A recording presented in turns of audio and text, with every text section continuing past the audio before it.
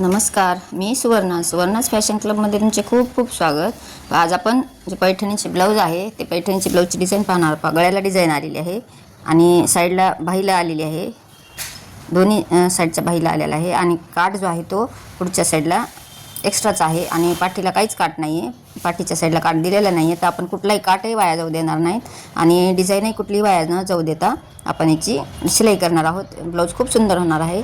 Video आवडला तर एक लाईक करा, चॅनल नवीन असाल तर सबस्क्राईब करा। कटिंग आणि स्टिचिंग पाहूयात।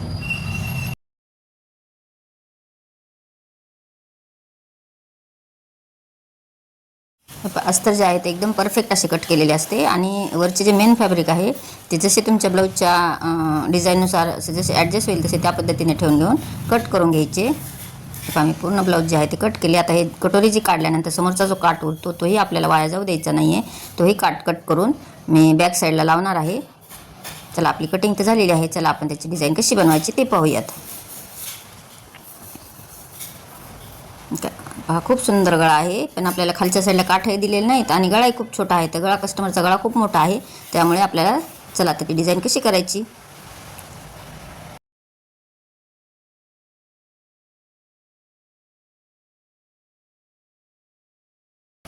मापे टाकून घेतली, गळा रुंदी अडीच घेतली, खालच्या साईडला अडीच घेऊन गळा उंची जेवढी हवी आहे तेवढी करायची। तर गळा उंची 11 इंच घेऊन चौकोनी बॉक्स आखला आणि गोल गळ्याचा आकार देऊन घेतला। अस्तरचा जो आहे तो गळा कट करून घ्यायचा। अस्तरचा गळा कट करून झाल्यानंतर आता ही डिझाईन जी आहे ती मी डिझाईन कट करून घेणार आहे, जसे व्हिडिओ दाखवलेले आहे त्याप्रमाणे पूर्ण राऊंड जसा आखून घेतला त्या पद्धतीने कट करून घ्यायची।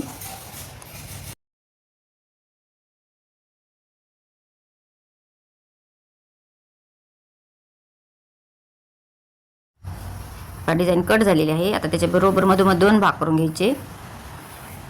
बरोबर डिझाईनवर डिझाईन आली पाहिजे ह्या पद्धतीने त्याचे दोन भाग कट करून घ्यायचे।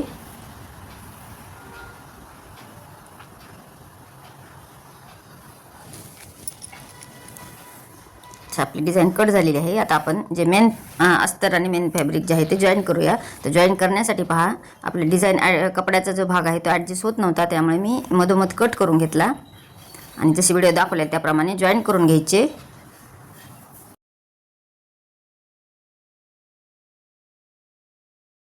आपण जो मेन फॅब्रिकचा जो पार्ट कट केलेला आहे तो कुठेही जॉईंट दिसणार ना। आपली डिझाईन तयार झाल्यानंतर कुठेही जॉईंट दिसत नाही, कारण आपल्याला खालच्या साईडला काठ लावायचे आहेत आणि साईडची जी जॉईंट दिलेला आहे तोही फिटिंगमध्ये जाणार आहे। पूर्ण पार्ट मी जे जॉईन करून घेतला।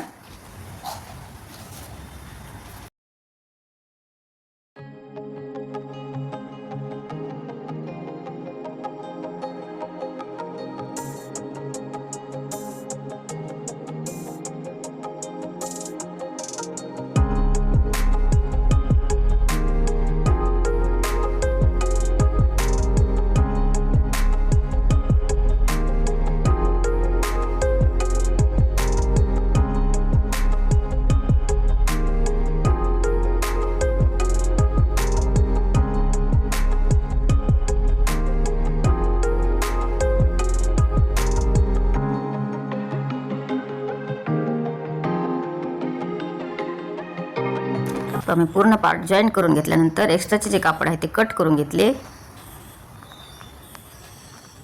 म्हणजे अस्तर बरोबर जे मेन फॅब्रिक आहे ते बरोबर अस्तर बरोबर पूर्ण कटिंग झालेली आहे।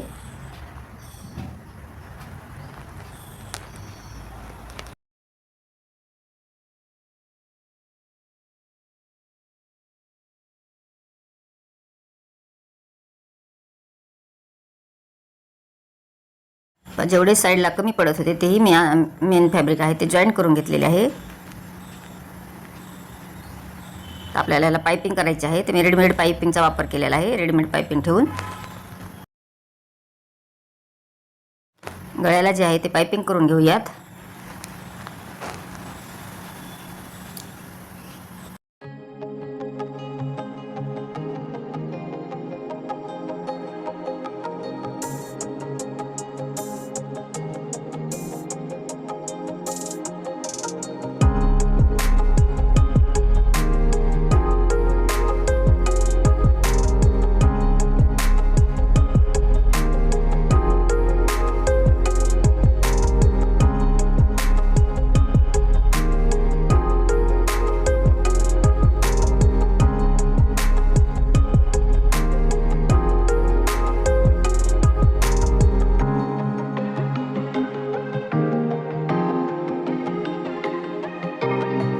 पायपिंग जी आहे ती लावून झाली. एक्स्ट्राची आहे ती कट करून घ्यायची. एकदम व्यवस्थित आलेली अशी कॉर्नर जिथं गोल आकार आहे, कर्व आकार आहे, तिथे छोटे छोटे कट्स मारायचे. म्हणजे पायपिंग आपल्याला एकदम व्यवस्थित आणि सोपी पडते आणि दिसायला खूप सुंदर दिसते. आता फिनिशिंगसाठी याला मी आपण जी गळ्याला पट्टी काढतो क्रॉस कपड्यामध्ये तशी पट्टी काढून घेऊन, जशी पायपिंगवर जी पायपिंगवर टिप मारलेली आहे त्याच पद्धत त्याच्यावरच टिप घेऊन मी एक पट्टी लावून घेतलेली आहे. म्हणजे ब्लाऊज जे आहेत एकदम फिनिशिंगनी आणि खूप सुंदर असे होते. हे पहा, ह्या पद्धतीने आता पलटी मारून म्हणजे आतल्या साईडला दुमडून घेऊन बरोबर असे दोन्ही जॉईंट जो आहे तो जॉईंटच्या बरोबर मध्यभागी टिप घ्यायची आपल्याला, जसे मी व्हिडिओ दाखवलेले आहे त्याप्रमाणे.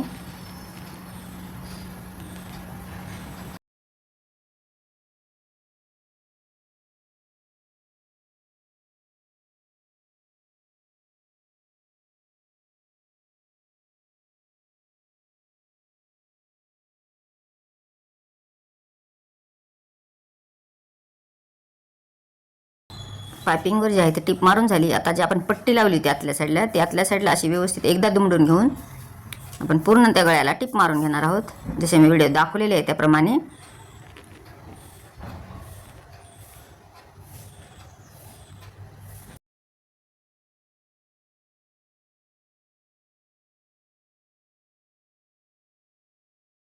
आपली टिपही मारून झालेली आहे. पहा किती पायपिंग एकदम फिनिशिंगने आणि खूप सुंदर अशी बारीक पण आलेली आहे आणि फिनिशिंग पण आलेली आहे. तर आपण आता ह्याची जी काठ आहे, आपण काठ काढले होते त्याला मी जॉईंट करून घेतले. 2 काठ होते ना, त्याचे जॉईंट करून घेऊन असे व्यवस्थित ठेवून घेऊन खालच्या साईडला लावून घ्यायचे आहे. तुम्ही हे काठ जे आहे ते पायपिंग करायच्या आधीही लावू शकला असतात, पण मी जॉईन केल्यानंतर पायपिंग लावून घेतल्यानंतर लावलेले आहे. खालच्या साईडला लावून झाले. आता वरच्याही साईडला दुमडून घेऊन ह्याच पद्धतीने टिप मारून घ्यायची.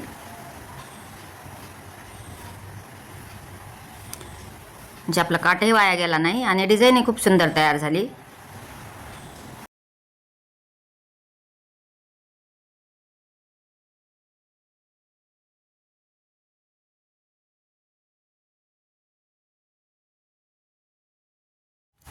काठ जो आहे तो अटॅच झालेला आहे.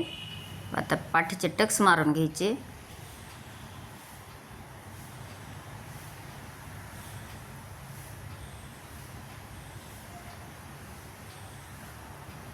ह्याच पद्धती दुसऱ्याही साईडला ह्याच पद्धतीने मारून घ्यायचा.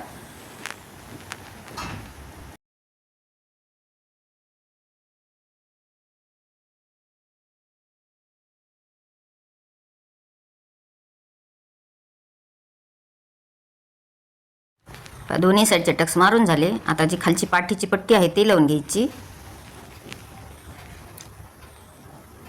त्याला एका साईडला मी टिप मारून घेऊन 1.5 इंचाची पट्टी काढून एक साईडला टिप मारून घेतली आहे आणि खालच्या साईडला जोडून घेतली. आता त्याच्यावर एक दाब टिप मारून घेऊयात. दाब टिप मारून झाली. आता 5 नंबरची शिलाई मारून आतल्या साईडला दुमडून घ्यायची आहे, कारण आपल्याला याला तुरपाई करायची आहे. पट्टी लावून झालेली आहे. आता जो पॅच तयार करायचा आहे आपल्याला, जो डिझाईन जी आहे आपण कट केलेली होती त्याचा पॅच तयार करायचा, तर तो कसा करायचा ते पाहूयात. आता हे साईडला ठेवून देऊया. तर जे कट केले होते त्याला मी अस्तर कट करून घेतले बरोबर. मी जे पॅच तयार करायचा आहे त्यासाठी मी अस्तर कट करून घेतलेले आहे बरोबर त्याच मापाचे. आता हे दोन्ही अस्तर आणि मेन फॅब्रिक जे आहे ते जॉईन करून घ्यायचे.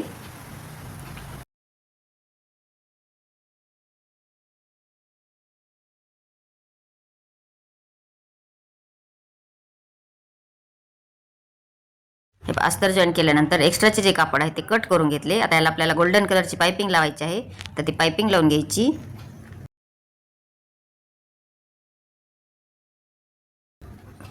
साईडने पायपिंग लावून झाली. छोटे छोटे कट्स मारले आणि हे आतल्या साईडला दुमडून घेऊन परत टिप मारून घ्यायची. ही टिप जी आहे ते दोन्ही जॉईंटच्या मधोमध आली पाहिजे. टिप मारून झालेली आहे.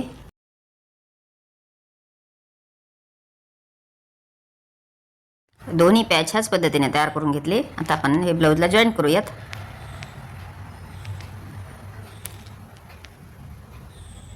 तुमच्या कटिंगनुसार तुम्ही ही डिझाईन ॲडजस्ट करू शकता.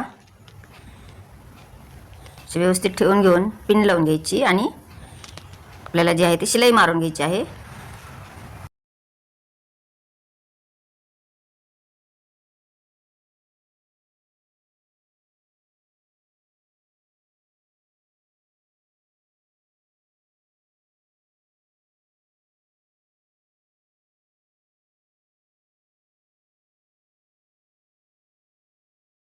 असे जसे व्हिडिओ दाखवले त्याप्रमाणे मी पिन लावून घेतल्या. आता दोन्ही पार्ट एकमेकाला जॉईन करून घ्यायचे. जे आपण पायपिंग केलेली आहे डिझाईनला, त्या डिझाईनच्या पायपिंगच्या बरोबर दोन्ही जॉईंटमधून ही शिलाई आली पाहिजे. म्हणजे आपली जी ब्लाऊजची फिनिशिंग आहे ते खूप सुंदर दिसते आणि कुठेही तुम्हाला शिलाई दिसणार नाही आणि ब्लाऊजही खूप सुंदर होते. त्या साईडला जे आहे ते थोडे दुमडून घेतले आणि परत वरच्या साईडने एक टिप मारून घ्यायची.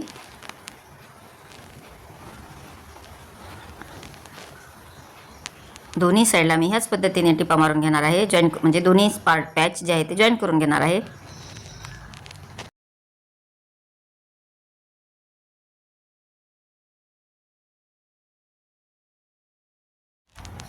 पॅच जॉईन झाला. आता मोंड्याच्या साईडने एक परत टिप मारून घ्यायची. म्हणजे अस्तरच्या बरोबर जे आहे ते बरोबर अशी टिप आली पाहिजे. म्हणजे अस्तर आपण एकदम परफेक्ट असे कट केलेले असते, त्यामुळे एक्स्ट्राचे कापड कट करून घ्यायचे.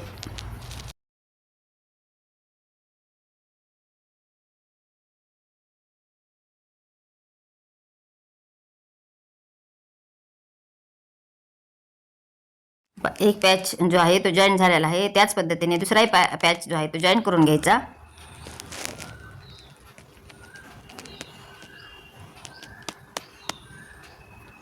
दोन्ही पार्ट आपले जे पॅच आहेत ते जॉईन करून झाले. चला तर माझी डिझाईन कशी वाटली नक्कीच मला कमेंट करा.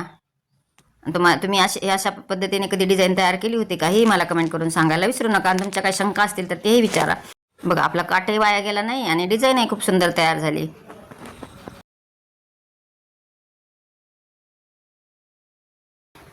संपूर्ण व्हिडिओ पाहिल्याबद्दल धन्यवाद. भेटूयात अशाच नवीन व्हिडिओमध्ये. Bye bye.